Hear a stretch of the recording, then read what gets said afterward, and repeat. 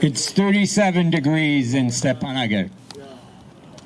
It's nighttime. It's going to get colder. Our basic core human needs have been taken away by a dictator that the US government and our taxes have supported. What you did yesterday and today, what we did on the Hill, with the help of our representatives and our senators who have served and stood on the right side of human rights, was important. It wasn't the beginning. This has been going on for weeks. I know each of you in front of me, behind me, and around us have done your part over the last 50 days and in the last 3 years since things have accelerated. Our work is not done. This is not an Armenian American issue. This is not an Artsakh issue. This is an issue for America's role as a leader and where we stand in the world, standing for our American values, basic humanitarian values. What we did today was take the voice of our communities and people like us to the Hill. What you did yesterday was take it to the Hill. Now it's up to our representatives and our senators to turn it into action.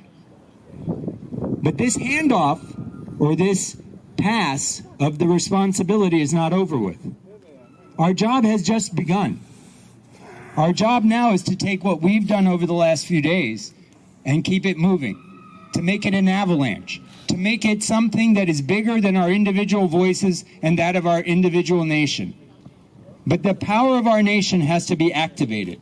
And that means each of us has to go out to our friends, to the people we don't know, and explain what we all did here and what we do when we're on our meetings, on video platforms, talking to our representatives, writing messages on social media, amplifying our cause. Our brothers and sisters in Artsakh, the mothers and fathers and children, the newborns, over 180 some over the last few weeks, they need us, but not in the sense of feeling bad for them. They have taken a stand. They have put their feet on the ground and they're hunkering in. They're not leaving. They're going to stay. They're going to defend their rights, and we will be aligned with them. As we have said in the ANC, as one of our favorite leaders, Adam, has said, we're part of the army. Our weapon is our will. Our skill is a tool. It's incredibly powerful. It's persuasive. We need to leverage that and keep that moving forward. We need to engage other people.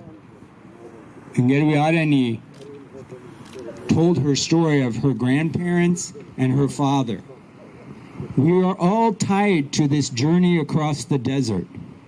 Even those of us who didn't feel the genocide on our skins, through our parents or our grandparents, you were part of the story too, because it affected your nation in a different way, and you're part of your life.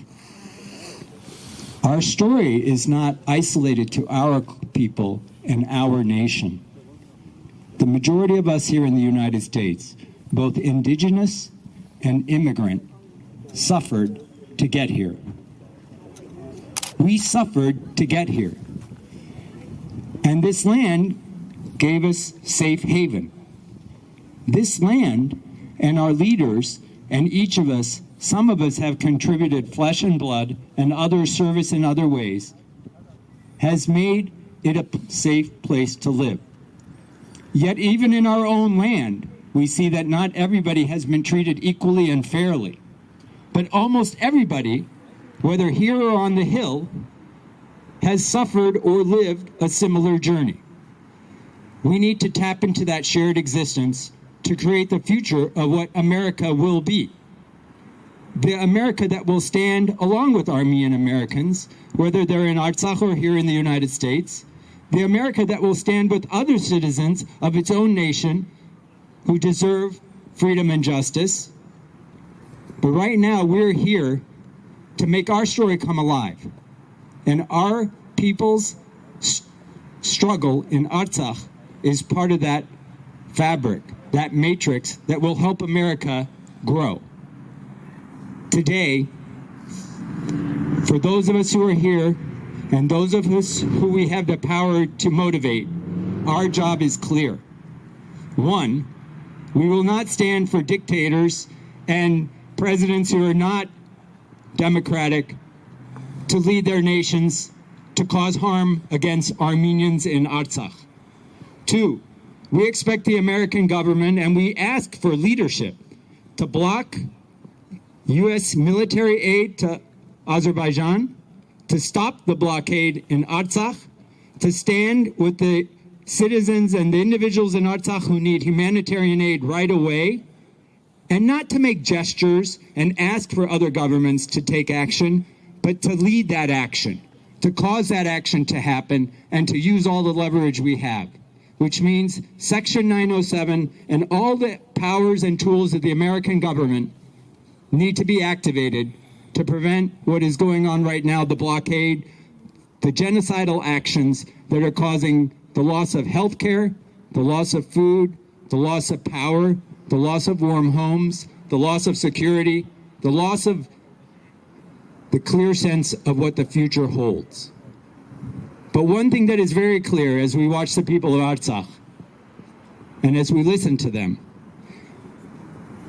they will stand on their land, and it's our job to do our part from our land, to take advantage of the power of the United States and our power as citizens and residents of this great country to cause this change. Thank you for all you do on behalf of the Eastern Region Board of the Armenian National Committee of America, day in and day out.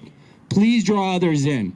The power of our voices can only be amplified as you continue to do your work and look to the future, a bright future of safety and security for Artsakh and Armenians in that land, so that we truly can break bread together with those who are visiting and those who live there and those who want to live there in the future. Thank you.